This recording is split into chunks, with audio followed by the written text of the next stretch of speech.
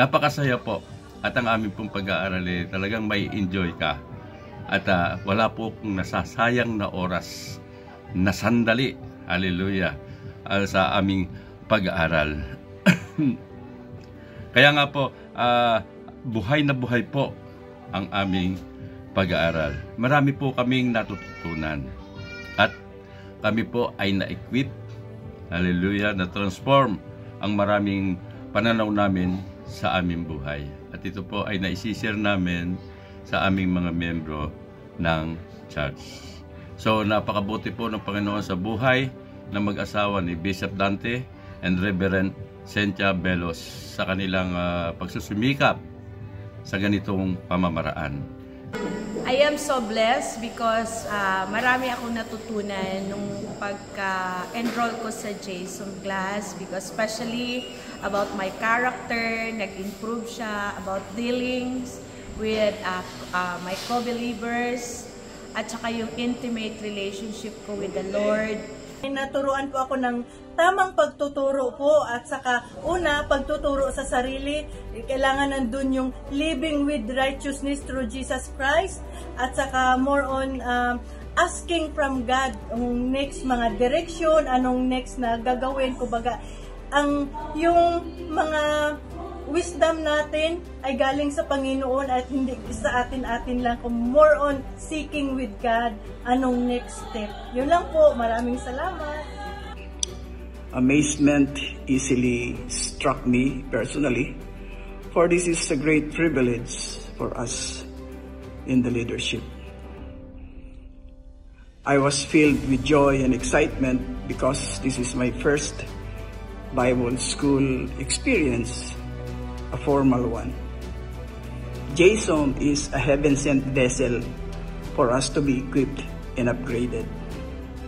On behalf of the Charismatic Restoration Church, we express our deep gratitude to thank you, Bishop Dante Velos and Reverend Cynthia Velos, and the rest of the teaching team for our convergence sessions. I am also blessed to be part of the JSOM Batch 10 graduation ceremony on January 12, 2025, headed by Bishop Dante Velos and Pastora Cynthia Velos. I am deeply grateful to my mother, Reverend Marivic Layosa, for her unwavering encouragement, guidance, and example of how to serve God faithfully. I am thankful for the journey God has taken me on and remain committed to serving Him and supporting my family in the ministry, whether in the Philippines or Canada. As for me and my house, we will serve the Lord. Thank you, Lord. Amen. To God be all the glory. Grabe po yung pasasalamat ko kay Lord na yung tipong binigyan niya ako ng courage po to move on, to serve God to the fullest po. Hindi lang po yung hanggang dito lang ako, kundi po yung alam ko po yung kailangan ko po talagang gumawa ng mga bagay para masaya po si Lord sa aking buhay, habang buhay po. Marami akong natutunan sa aming klase. Although the way of teaching of Bishop Dante is not what I expected, na-discover ko na mas effective ang kanyang pagtuturo. Class is never boring. Kailangan naming mag-aral in advance at kailangan maging alert during class at baka matawag para sumagot sa kanyang tanong. Ang lahat ng aking natutunan ay nakatulong upang ma-level up ang aking kaalaman tungkol sa spiritual warfare, inner healing, deliverance, prayer, prosperity, at marami pang iba. Ibigay sa akin ng more insight sa Word of God, na mas ma-equip being His servant sa paglilingkod at paghahatid ng kanyang magandang balita. Noong panahon na wala pong JSOM, di po ako marunong mag-share ng word ni Lord. Wala po sa akin na mag-share. Tas nung nag-JSOM na po ako, binigyan po ako ni Lord ng wisdom and knowledge na magbigay ng word na galing sa Kanya, at binigyan din niya po ako ng confidence para sa akin sarili. And salamat din po ako ni Lord na kahit kahit konti lang po yung nalalaman ko, pero binigyan din po ni Lord na wisdom and knowledge nga magbigay ng at mag-share ng word na galing sa Kanya. Yan lang po. Salamat.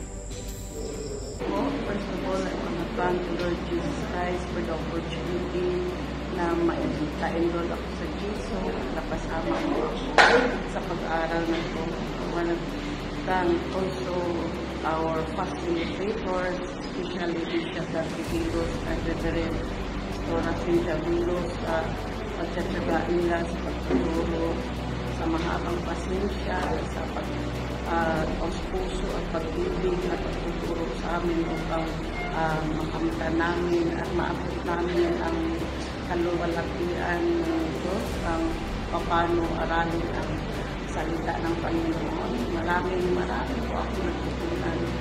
Na-level up po ang faith ko. Marami pong lessons na ito sa Pastor Cynthia at Bishop Dante, especially po may mga experiences sila na nagagamit po namin ngayon ay namin spiritual warfare, healing, devotion, church planting, at marami pa. Laki po yung impact na binigay sa akin kasi lumalim po yung pananampalataya ko bilang or yung pagiging Kristiyano ko. Doon ko po naintindihan lahat dahil po sa GSOM, dahil po sa Bible School. Tapos po, dahil doon na-encourage ako na kailangan natin mag-serve kay Lord, kailangan natin humarap sa Kanya araw-araw at kailangan natin siya sa buhay natin. GSOM made me realize that there is so much that I don't know about the Bible. There is so much to learn to be fully equipped in the ministry. One day lesson, once a week lesson with GSOM made me realize that there is what we call, I need to be intentional in my learning and growing, which I realize it is fun. Despite of the adrenaline rush, having to attend to my husband, to my kids, to family concerns, my farm concerns, other social responsibilities, and the ministry.